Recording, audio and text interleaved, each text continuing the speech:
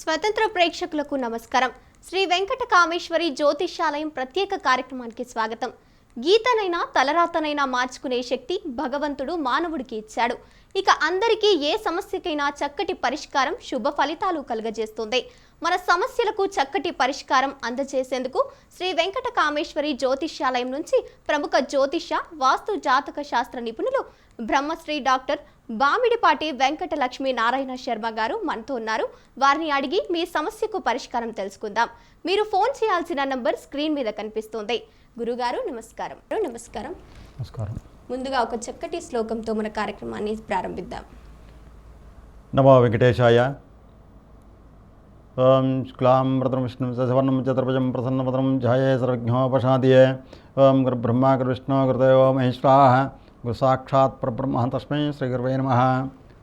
స్వతంత్ర టీవీ ప్రేక్షకులు అందరూ కూడా ద్వారకా తిరుమల శ్రీ అలివేలు మంగమ్మ పద్మావతి సమేత శ్రీ వెంకటేశ్వర ఆశీస్సులు ప్రజలందరికీ కలిగి ప్రజలందరూ కూడా ఆయు ఆరోగ్యాలతో సిరి సంపదలతో భోగభాగ్యాలతో కలిగి ఉండాలని కోరుకుంటూ ఈ వెంకటకామేశ్వరి జ్యోతిషాలయం ఎక్కడ ఉన్నదంటే ద్వారకాతిరుమల మహాపుణ్యక్షేత్రం ఉన్నది.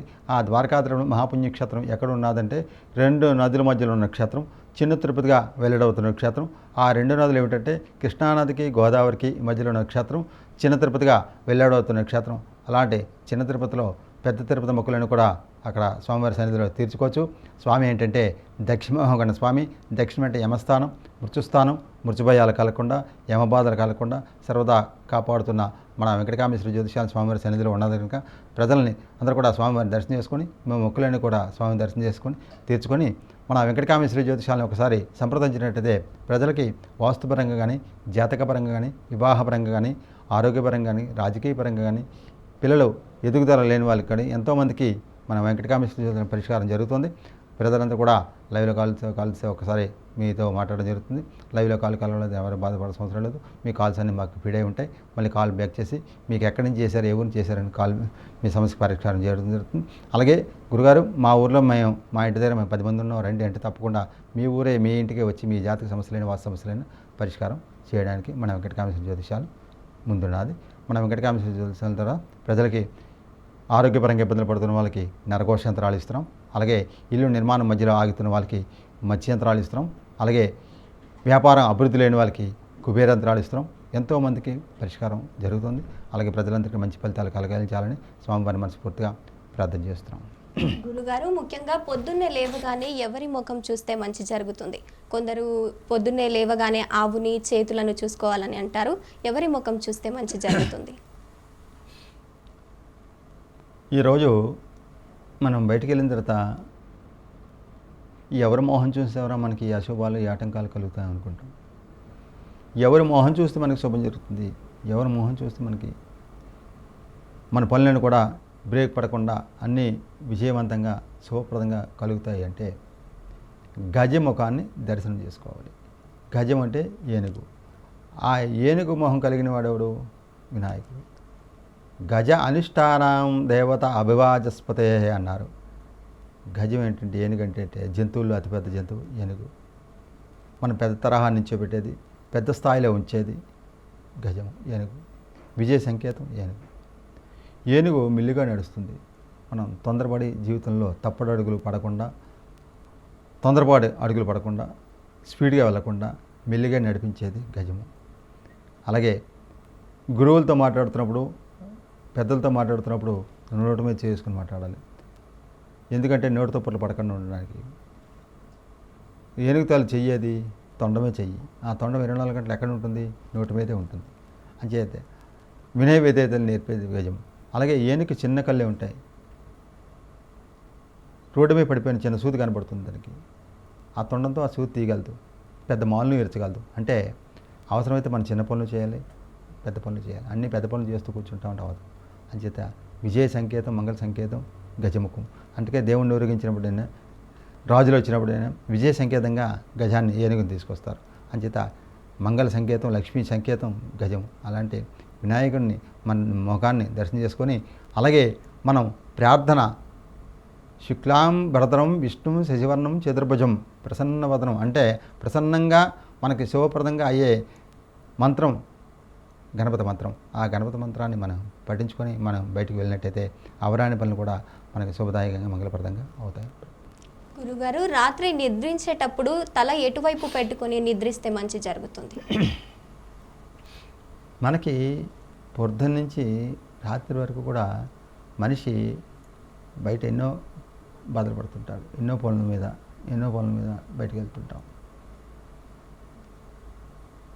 ఈ శరీరానికి ప్రశాంతత పడుకోవాలి, నిద్రించాలి అంటే ప్రతి పక్షి కూడా సాయంత్రం దీపం పెట్టేసరికి గూటికి చేరుకుంటుంది. అందుకే మనం అంటాం, రే ఇంటికి వెళ్ళొద్దంటరా, టైం అయిపోతుందిరా అంటాం. ఆఫీసులో పడుకోకూడదా? ఇల్లు అంటే గృహము అంటే లక్ష్మి. ఆ లక్ష్మితో కూడుకున్నది గృహలక్ష్మి అన్నారు. అంచేత ఆ గృహంలో మనం ఇంటికి వెళ్ళి ప్రశాంతంగా భోంచేసి నిద్రించేటప్పుడు మైండ్ ప్రశాంతంగా ఉండాలి. అందుకే ఆ మైండ్ ప్రశాంతత లేనప్పుడు ఇటు పెడితే తలపెట్టి పడుకున్నప్పుడు రాత్రి నిద్ర పట్టకపోవడం, పిచ్చి కళ్ళు రావడం, ఏదో ఆలోచన రావడం, రకరకాలైన ఇబ్బందులన్నీ మానవుడికి వస్తుంటాయి. అంచేత అలాంటి ఇబ్బందులు మానవుడు పడకుండా తూర్పు దిక్కుగా తల నిద్రించాలి. శిరస్సుని తూర్పు దిక్కుగా తలపెట్టుకుని పడుకోవాలి. ఎందుకు తూర్పు దిక్కుగా మనం తలపెట్టుకు పడుకోవాలంటే తూర్పుకి అధిపతి ఎవరు? ఇంద్రుడు అంటే స్వర్గానికి రాజు, దేవతలందరికీ రాజు. ఆ దేవతల తలకు ఆశీస్సులు మైండ్ మీద, శిరస్సు మీద ఉంటాయని, అలాగే దేవేంద్రుడి తలకు ఆశీస్సులు ఉంటే మనకి ఎప్పుడు కూడా ఇంద్ర అనుష్ఠానం దేవత సస్య ప్రణాగ్రయానాహ, ఇంద్రుడి తాలూకు ఆశీస్సులు శిరస్సు మీద ఉంటే మైండ్ ప్రశాంతంగా ఉంటుంది, మంచి ఆలోచనలు వస్తాయని పరమార్థంగా తెలియపరుచుకుంటూ తల తూర్పు దిక్కుగా పడుకోవాలి. తూర్పున అవకాశం లేని పక్షంలో రెండో ఆప్షన్ ఏమిటంటే దక్షిణ దిక్కుగా తలపెట్టి పడుకోవాలి. దక్షిణం పెట్టి పడుకున్నట్టయితే లేవగానే ఎవరి మొహం చూస్తాం, ఏ దిక్కు చూస్తాం? ఉత్తరం చూస్తాం. ఉత్తరం అంటే కుబేర స్థానం, అంటే లక్ష్మీ స్థానం. ఆ లక్ష్మి అనుగ్రహం కలుగుతుందని మన పనులు అంటే డబ్బు ఒక్కటే లక్ష్మి కాదు, ఆరోగ్యలక్ష్మి, సంతాన లక్ష్మి, సౌభాగ్యలక్ష్మి, మనకి అవరాని పనులు అయ్యే కూడా లక్ష్మితో కూడుకున్నది కనుక అలాంటి లక్ష్మి విజయ సంకేతంగా మారుతుందని చెప్పి ఉత్తర మొహం చూసుకోవాలని కోరుకుంటూ ఈ విధంగా నిద్రించినట్టు అంతా మానవుడు శుభం జరుగుతుంది. గురుగారు, మనతో పాటు కాలర్ ఉన్నారు. బాలరెడ్డి గారు రాజేంద్ర నుంచి కాల్ చేస్తున్నారు. చెప్పండి రాజేంద్ర గారు. హలో మేడం, నమస్తే. నమస్కారం అండి. Hello, me date of birth చెప్పండి. 4/4/1984. ఓకే అండి, గురుగారు మాట్లాడారు. 84 అండి. అయ్యా రాజేంద్ర గారు, నమో వెంకటేశాయ. 1984 సార్. 84 మంత్ 4 నెల సార్. ఏప్రిల్. అవునండి. తారీఖు ఒకసారి మా మదర్ మాట్లాడుతుంది. 4వ తారీఖు ఎంత? 4వ తారీఖు. 4వ నెల 4వ తారీఖా?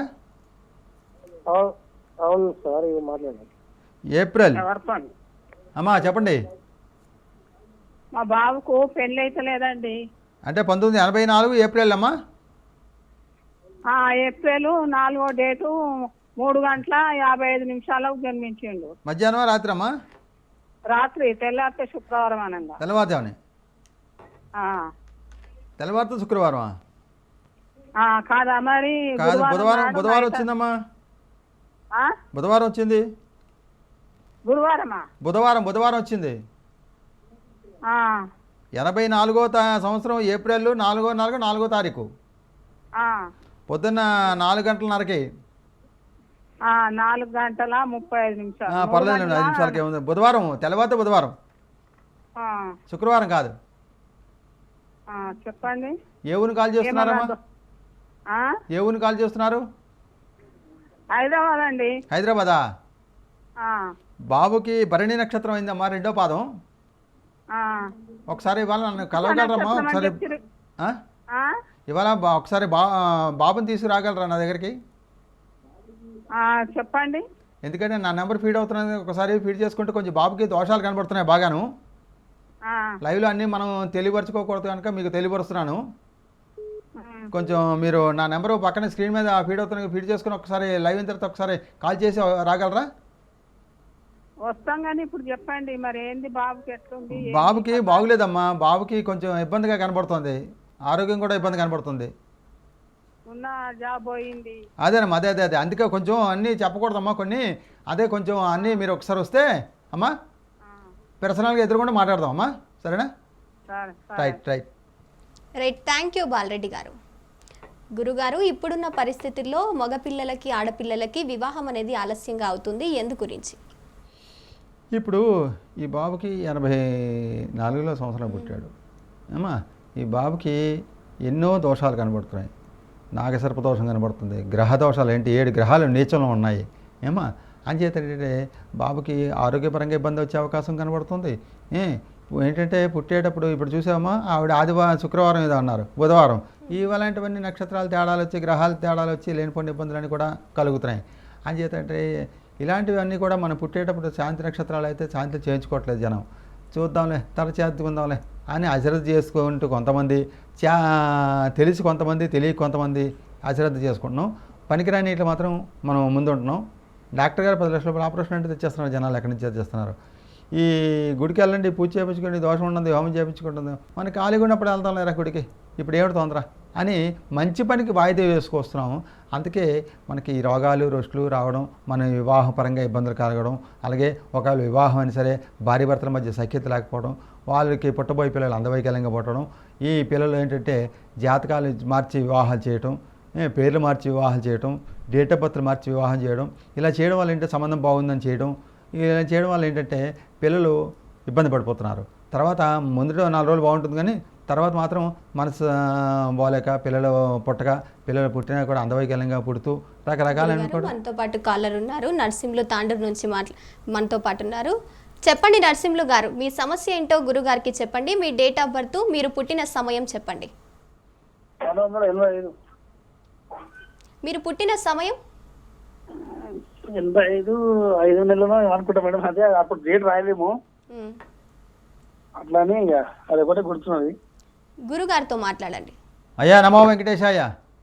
నమస్తే నమస్తే స్వామి. ఏమను కాల్ చేస్తున్నారు? నేను వికారాబాద్ జిల్లా. వికారాబాద్ జిల్లా. ఏ సంవత్సరం పుట్టారు? 85ఆ? 85 స్వామి. 85 మంత్ అప్పుడు డేటు రాయలేదు స్వామి, అట్లానే సరే సరే సరే పర్లేదు, చెప్పండి. సమస్య ఏంటి? ఏం లేదు స్వామి, చేసిన పనులు అంతా మొత్తం నరటిస్తున్నా, ఏమన్నా అనుకున్న పనులు అయితే ఈ దగ్గరికి వస్తే దూరం పోతున్నాయి అట్లా. అయితే మన వెంకటకామేశ్వరి జ్యోతిషాలను తరపున చాలామందికి యంత్రాలు ఇస్తున్నాము. ఒక యంత్రం ఒకటి పెట్టుకుంటారా, బాగుంటుంది. చాలామందికి పూజలు చేసి హోమాలు చేసి ఇస్తున్నాము. యంత్రం ఇస్తున్నాము. ఇంటికి ఒక నరఘోష యంత్రం ఒకటి, ఒక మత్స్య యంత్రం అనేది పెట్టుకున్నట్టయితే మీకు ఆరోగ్యపరంగా, మీ వ్యవహారపరంగా, మీ పనులకి కూడా ఎటువంటి ఇబ్బంది కలగకుండా, ఇంట్లో ఏమైనా జన దోషాలు ఏమున్నా, మీ జన్మ నక్షత్రరీత్యా మీకు ఏమైనా ఆటంకాలు జరుగుతున్నా, ఆరోగ్యానికి ఈ రోజుల్లో ఎక్కువగా ఏంటంటే మీరు బాగుంటే నేను చూడలేని పరిస్థితి ఎక్కువ ఉంది. ఆటలకి మనకి ఇబ్బందులు పలకకుండా ఉండడానికి ఈ యంత్రం అనేది మీకు, మీ కుటుంబానికి, మీ పనులు కూడా శ్రీరామరక్షగా కాపాడతాయి. మీరు నమ్మకంతో మరి చేపించండి గురుగారు అంటే లైవ్ అయిన తర్వాత ఒక్కసారి కాల్ చేస్తే నా నెంబర్లు ఫీడ్ అవుతున్నాయి కదా స్క్రీన్ మీద. మీకు మీ గోత్రనామాలతో మేము పూజలు చేసి రేపటి నుండి చాలామందికి చేపిస్తున్నాము. చక్కగా కూడా చేపించి మీకు పంపిస్తాను. మీరు పెట్టుకోండి. పెట్టిన తర్వాత ఏమండి గేట్ కాడ మూత కట్టాలా? అర్థం కాల. ఇప్పుడు గేట్ దగ్గర కట్టాలా మూత? సింహద్వారం దగ్గర పెట్టి ఒకటి, భూమిలో ఒకటి పెట్టాలండి. 2 యంత్రాలు పెట్టుకున్నట్టు. భూమిలోని ఈశాన్య మూలని ఒక యంత్రం ఒకటి పెట్టుకొని సింహద్వారం ముందు ఒకటి పెట్టుకున్నట్టయితే ఎక్కడ ఏ ఇబ్బంది కలగకుండా. మీరే అంటారు గురుగారు పెట్టిన తర్వాత ఇంత మార్పు ఇలా కనిపించింది ఏంటండి అని. మనిషి ఉండడు, డబ్బు ఉండదు, పేరు శాశ్వతంగా ఉంటుంది. ఆ పేరు శాశ్వతంగా ఉండాలని మనం వెంకటకామేశ్వర జ్యోతిష సంతానం చాలా మందికి మంచి జరుగుతుంది. అలాగే మీకు మంచి జరగాలని ఆ భగవంతుని ఎల్లవేళ కూడా ప్రార్థన చేస్తున్నామండి. లైవ్ అయిన తర్వాత ఒక్కసారి కాల్ చేయండి, నెంబర్ ఫీడ్ అవుతాను కనుక మీకు ఎలాగా పంపించాలో తెలియపరుస్తాను. సరేనా? థ్యాంక్ యూ నరసింహులు గారు. గురుగారు, ఇప్పుడున్న పరిస్థితుల్లో చాలామంది విద్యార్థులు చదువుకున్నా ఫలితాలు రావడం లేదు, వ్యాపారాల్లో ఎంత పెట్టుబడులు పెట్టినా ఫలితాలు రావడం లేదు. దీనికి పరిష్కారం ఏమిటి? మనకి పిల్లలు ఇప్పుడే ఇందాక మనం అనుకున్నాం కదమ్మా, 27 నక్షత్రాలు. ఈ 27 నక్షత్రాలు మనకి 18 శాంతి నక్షత్రాలు. ఈ 18 శాంతి నక్షత్రాలు కూడా శాంతులు పుట్టేటప్పుడు చేయకపోవడం వల్ల పిల్లలు చదువులో వెనకపడటం, చదివింది మర్చిపోవటం, ఆరోగ్యపరంగా ఇబ్బందులు కలగటం, మైండ్ క్లారిటీ పని చేయకపోవటం, చెవు పోటు రావటం. ఆ చెవు పోటు కానీ కంటికి కానీ ఫస్ట్ వస్తే మర్చిపోవడం, కానీ మైండ్ క్లారిటీ పని చేయకపోవడం, చదువులో వెనుకపడడం, అలాగే ఉద్యోగాల్లో కూడా వెనుకపడడం ఇవన్నీ కూడా జరుగుతుంటాయి. అలాంటి నక్షత్రాలు ఏమైనా దోషాలు ఉంటే ఆ నక్షత్రాలు శాంతి చేయించుకొని, ఒకవేళ శాంతి చేయించేసినా సరే ఇంకా ఇబ్బంది వస్తుందంటే ఇంట్లో లక్ష్మీ గణపతి అనేది హోమం అనేది చేయించుకొని, అలాగే గణపతికి 3 బుధవారాలు కానీ గరిగడ్డతో అర్చన చేయించుకొని గరికమాల వేసుకున్నట్టయితే పిల్లలు కూడా ఎటువంటి ఇబ్బంది కలగకుండా, పెద్దవాళ్ళకి కూడా ఎటువంటి బ్రేకులు పడకుండా, ఇంటర్వ్యూలో ఇబ్బంది పడకుండా బాగుంటుంది. గురుగారు, కొందరు ఇల్లు అనే మొదలు పెట్టిన తర్వాత చాలా ఆలస్యం అవుతుంది, లేటుగా అవుతుంది, కొన్ని సంవత్సరాలు తరబడి ఇల్లు పనులు మొదలు పెట్టినా పరిష్కారం ఉండదు, దానికి తొందరగా కాలేకపోతుంది. దానికి సంబంధించి పరిష్కారం ఏంటి? ఎప్పుడు కూడానమ్మా ఇల్లు నిర్మాణం చేద్దాం అనుకున్నప్పుడే ప్రారంభంలోనే సిద్ధాంతుల దగ్గరికి వెళ్ళి, గురువుల దగ్గరికి వెళ్ళి, అయ్యా మా జాతకరీత్యా, మా నక్షత్రరీత్యా ఏ సింహద్వారం మాకు ఖర్చు వస్తుంది అని తెలుసుకొని ఉత్తర ద్వారమా, దక్షిణ ద్వారమా, పరమర ద్వారమా, తూర్పు ద్వారమా, అందరూ తూర్పు అని అవుతున్నారు. ఒక్కటి మీద ఎప్పుడు ఉండదు, ఒక్క దిక్కు ఉండదు, 4 దిక్కులు ఉంటాయి. 4 దిక్కులు కూడా ఏ దిక్కుని వాళ్ళకి అవకాశాన్ని బట్టి, వాళ్ళ నక్షత్రరీత్యా ఏది అనుకూలంగా ఉన్నదో ఆ నక్షత్రాన్ని బట్టి ఆ సింహద్వారాన్ని ద్వారా మనం శంకుస్థాపన చేసుకొని ఇల్లు నిర్మాణం శంకుస్థాపన అయిన తర్వాత 6 నెలల్లో పని పూర్తి చేయాలి, అంటే పని మొదలెట్టాలి. చాలామంది ఏం చేస్తున్నారంటే శంకుస్థాపన చేసి వదిలేస్తున్నారు, డబ్బులు అందక టైంకి లేనిపోండి ఇబ్బందులు, లేనిపోండి చకాకులు అన్నీ రావడం, ఏదో కొంచెం పని చేయడం, ఒక 6 నెలలు సంవత్సరం ఆగిపోవడం, అన్ని రకరకాల ఇబ్బందులు అని పడుతున్నారు. అంచేత అలాంటి ఇబ్బందులు పడకుండా మన వెంకటకామేశ్వర జ్యోతిషాల తరపున అలాంటి ఇబ్బందులు పడుతున్న వాళ్ళకి మత్స్యంత్రం వేస్తున్నాం. ఆ మత్స్యంత్రం ఏంటంటే భూమిలో వేసినట్టయితే ఎటువంటి ఇల్లు నిర్మాణం ప్రారంభ దశ నుంచి ఎండింగ్ వరకు కూడా ఎటువంటి ఇబ్బంది కలగకుండా ఆ ఇంట్లో మత్స్యంత్రం వేసుకున్నట్టయితే ఎటువంటి ఇబ్బంది కలగకుండా ఉంటుంది. గురుగారు, ఇంట్లో ఎప్పుడు దానం ఉండాలంటే ఏం చేయాలి? అసలు ఇంట్లో ఎంత మనీ వచ్చినా కూడా అది తొందరగా ఉండలేకపోతుంది. ధనం ఇంట్లో నిలవాలంటే ఏం పూజలు చేయాలి? లక్ష్మి అనాథబసస్పతే, లక్ష్మి స్థిరంగా ఉండాలంటే ఆవిడ పేరేం పేరు? సెంచులక్ష్మి. చెంచలం అంటే ఓ రోజు నిద్ర ఉంటుంది, ఓ రోజు నిద్ర ఉంటుంది, ఇంకో దగ్గర ఇంకో రోజు ఉంటుంది. ఆవిడ స్థిరవాసి కాదు. స్థిరంగా ఉండాలి అనుకుంటే అది అనుకోకూడదు. ఎందుకంటే ఆవిడ స్థిరంగా ఉండదు, ఉన్నా ప్రమాదం. వీటికి అక్కడి నుంచి వచ్చింది ఎంత డబ్బు? ఇన్కమ్ ట్యాక్స్ రిటర్న్స్, గవర్నమెంట్ రైడింగ్లు, లేనిపోని గోల, లేనిపోని తలనొప్పి. అందుకే శ్రియం సౌఖ్యంచ అన్నారు. శ్రియం అంటే లక్ష్మీదేవి. ఆ లక్ష్మీదేవి మన దగ్గర సౌఖ్యమైన డబ్బు ఉండాలట, ప్రమాదకరమైన డబ్బు ఉండకూడదురా. ఉండడానికి ఇల్లు, తినడానికి తిండి, కట్టుకుందుకు బట్టలు, భార్యా పిల్లలు, ఇంటికారం వస్తే అన్నం పెట్టే శక్తి ఉంటే చాలట. అంతకన్నా ఎక్కువ ఉంటే ఆకలేదు, నిద్రపడతట. అమ్మా మనం రోడ్డు మంచి వెళ్తున్నాం అనుకో, ఒక ₹1 దొరికింది అనుకోమ్మా, అది మనం కారులో పెట్టలేము, ఇంట్లో పెట్టలేము, బ్యాంకులో వేయలేము, ఆకలేదు, నిద్రపడదు. అమ్మా అంచేత ఏంటంటే ఆ పనికిరాని డబ్బు మన దగ్గర ఎందుకమ్మా? పనికిరాని డబ్బు, అనవసరమైన డబ్బు, అన్యాయం డబ్బు, పాపం సొమ్ము అది మన దగ్గర ఉన్నా లేనిపోని ఆలోచనలు, లేనిపోని టెన్షన్లు, లేనిపోని ఇబ్బందులు తప్ప అంతకన్నా. అంచేత ఏంటంటే ఆవిడ మనకి ఎంతవరకు ఉండాలో అంతవరకే ఉండమని ఆవిడని కోరుకోవాలి తప్ప అధికంగా ఉన్నా లేనిపోని ప్రమాదాలు దగ్గరికి వస్తాయి అని పరమార్థంగా తెలియపరుచుకుంటూ, ఆవిడ మనకు అనుకూలంగా ఉండాలి అనుకున్నప్పుడు ఏ మంత్రాన్ని మనం పఠించుకోవాలంటే ప్రతినిత్యం కూడా పొద్దున్నే ఇల్లంతా కూడా శుభ్రం చేసుకొని, లేవగానే ఇల్లంతా శుభ్రం చేసుకొని, ఇంట్లో ఎప్పుడు కూడా దీపం వెలగాలి. ఇంట్లో ధూపదీప నైవేద్యాలని కూడా జరుగుతూ ఉండాలి. ఇంట్లో గోళ గొల్లు వండకూడదు, లేనిపోని చికాకులన్నీ రాకూడదు. మా ఇంట్లో దీపం చాలామంది పెట్టట్లేదు, నోట్లో బ్రష్లు పెట్టుకొని కుక్కర్లు పెడుతున్నారు. ఇంకా లక్ష్మి ఇంకేముంటుందో మన ఇంట్లో? లేనిపోని దరిద్రం. అందుకే ఆవిడ దరిద్రలక్ష్మి 2 ఉంటాయి, దరిద్రలక్ష్మి, శ్రీలక్ష్మి అని ఉంటాయి. ఇంకా దరిద్రలక్ష్మి తప్ప శ్రీలక్ష్మి ఎక్కడ ఉంటుందమ్మా? అంచేత నోట్లో బ్రష్లు పెట్టుకుంటున్నారు. ఆడపిల్లని ఎవరిని మనం విమర్శిస్తున్నామని కాదు. నైటీ అంటే ఏంటమ్మా? రాత్రి వేలు వేసుకుంటే నైటీ, అది పగలేసుకొని తిరుగుతున్నారు. ఇంకా ఈ ఆడపిల్ల అలాగ ఉండాలో అలాగ ఉండకుండా లేనిపోని చికాకులన్నీ పెడుతూ అతల లక్ష్మి అంటే ఆడపిల్లే. లక్ష్మి ఇంటికి ఇల్లాలు లక్ష్మీదేవి.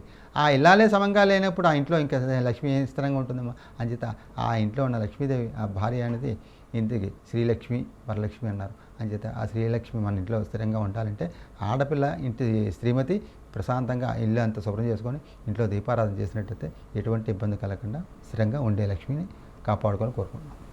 గురుగారు, తులసి కోట ఎటువైపు ఉంటే మంచి జరుగుతుంది? తులసి కోట మనకి చాలామందికి ఏంటంటే తులసి కోట అచ్చిరాదని చాలామంది అంటున్నారు. తులసి కోట ఎందుకు అచ్చిరాదు?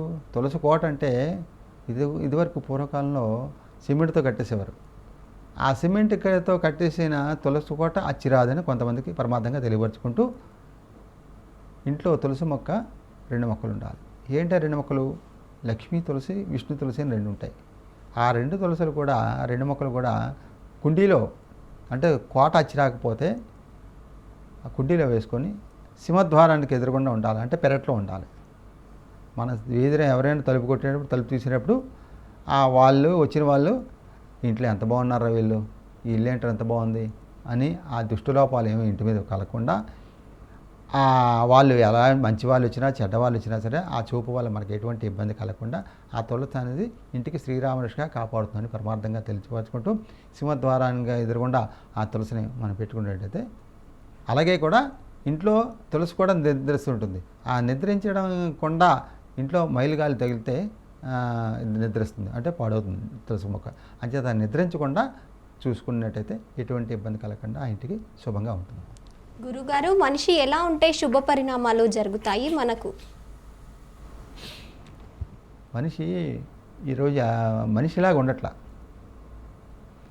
పశువులా ప్రవర్తిస్తున్నాం, ఈర్ష అసూయలతో బతుకుతున్నాం, కుళ్ళు కుతంత్రాలతో మనం బతుకుతున్నాం. మనిషి ఎలాగ ఉండాలో అలా ఉండట్లేదు.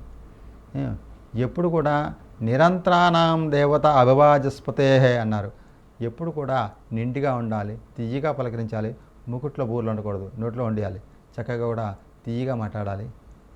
అందుకే ఆయనతో ఒకసారి మాట్లాడితే బాగున్నామంటారా అన్నట్టు ఉండాలి. వాడితో జీవితంలో మాట్లాడకూడదురా అన్నట్టు ఉండకూడదు. మనిషి ఎప్పుడు కూడా వాడెవడో అన్నాడు ఈ ఊరు ఎలాంటిదని, నీ నోరు మంచి అయితే ఊరే మంచి అవుతుంది.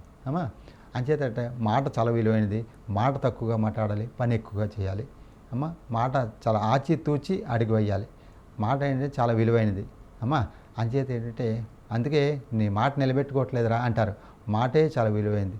ఆ మాట విలువగా తక్కువగా మాట్లాడుకున్నట్టయితే ఆయుష్ కూడా తగ్గుతుంది. మాటలు ఎక్కువ మాట్లాడినా సరే ఆయుష్ కూడా పరిమాణం తగ్గుతుంది. అంచేత మాటలు ఎక్కువ మాట్లాడకుండా తక్కువగా మాట్లాడి మంచి పనికి మాట్లాడి మంచి మాట మాట్లాడుతూ మంచి విని మనం ఈరోజు మంచి అనేది లేదు, ఎవడో మంచిగా లేడని చెప్పేసి మనం మంచిగా ఉండాలని లేదు. మన ప్రవర్తనలో, మన సంస్కారంలో, మన హద్దులో మనకుంటే అలాగుంటే మంచి మానవుడికి అంత శుభం జరుగుతుంది. గురుగారు, సంపద పెరగాలంటే ఎలాంటి వాస్తు ఉండాలి, అలాగే వాస్తు చిట్కాలు కొన్ని చెప్పండి.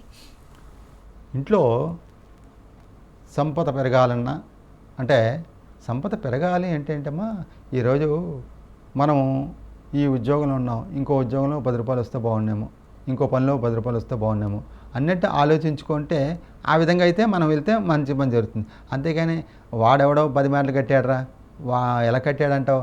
ఈరోజు ఏంటంటే మనం ఎలాగున్నాము అంటే ఇంకోటి గురించి ఆలోచిస్తున్నాం, ఇంకోటి కొంప గురించి ఆలోచిస్తున్నాం.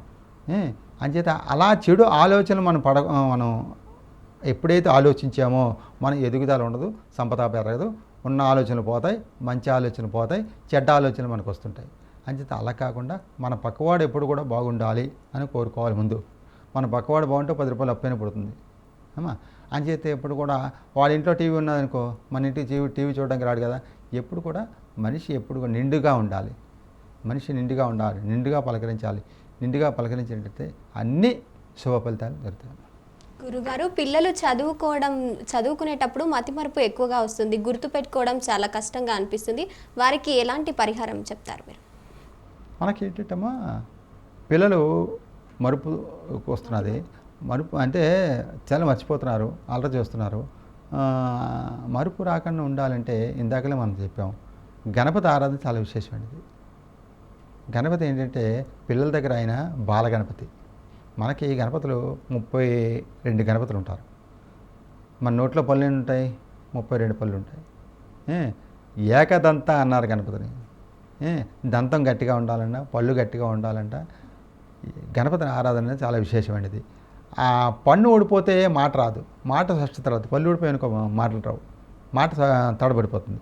అంచేత ఆ తడపతత్వం రాకుండా ఉండడానికి ఈరోజు మన పూజలో కూర్చున్నామంటే, నువ్వు కూర్చున్నావా, నీ మనసును కూర్చోబెట్టావా అంటే, పంతులు గారు ఏదో చదువుతున్నారులే, మనం ఏదో ఆలోచన ఇంకొక చోట ఉండకూడదు, మన మనసు ఎక్కడ ఉండకూడదు. మన మనసు అక్కడ కూర్చోబెట్టాలి, మన మనసును కూర్చోబెట్టాలి, బుద్ధిని కూర్చోబెట్టాలి, మనిషిని కూర్చోబెట్టాలి. 3 కూర్చోవాలి అక్కడ. ఆ 3 కూర్చోబెట్టేవాడు గణపతి. అందుకే మన పెద్దవాళ్ళు అంటారు వాడు వినాయకుడిలా కూర్చున్నాడు రా అంటారు.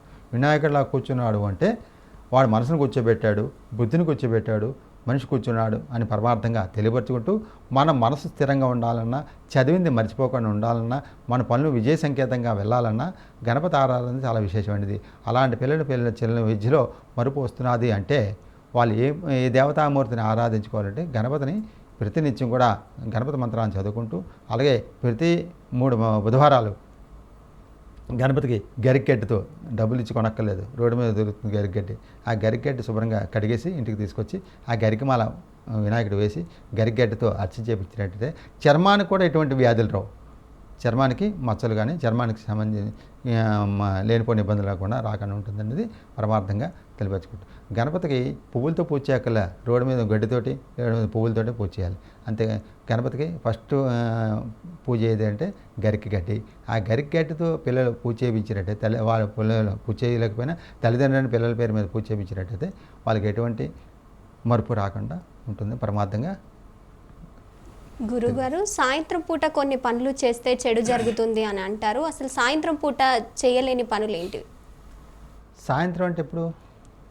5 తర్వాత. అదే సాయంత్రం అంటే ఎప్పుడు అంటే సంధ్యాకాలం అన్నారు దాన్ని.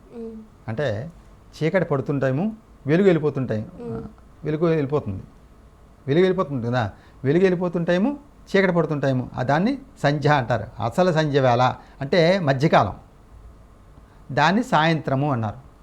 ఆ సాయంత్రం 3 పనులు చేయకూడదు అమ్మా, అసలు సంధ్య వేళ అన్నారు.